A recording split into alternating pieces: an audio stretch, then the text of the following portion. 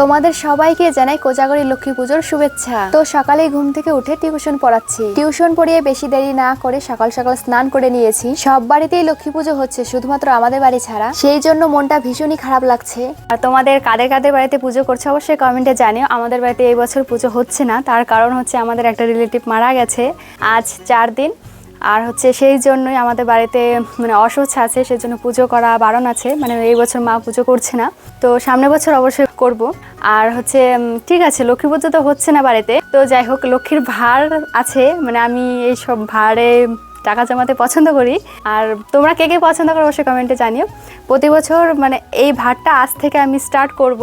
সামনের বছর লক্ষ্মী পুজোর আগের দিন ভাঙবো, দেখবো আমি কত টাকা জমাতে পারি। তো আজ থেকে শুরু করছি। আর এটা হচ্ছে প্রথম হাতে নিয়েছি। এখানে আছে 10 টাকার একটা কয়েন আর 5 টাকার কয়েন, তো সেটা রাখবো মা লক্ষ্মীর নাম করে। আর 1 বছর আমি দেখবো যে আমি কত টাকা জমাতে পারি। তারপর আমি দুপুর 12টার সময় কলা দিয়ে মুড়ি খাচ্ছিলাম। মা রান্না করেনি, 4 দিনের কাজ সম্পূর্ণ হবে তারপর আগুন জ্বালানোর নিয়ম। মা বিকালে রান্না করেছিল ডাল আর পনির।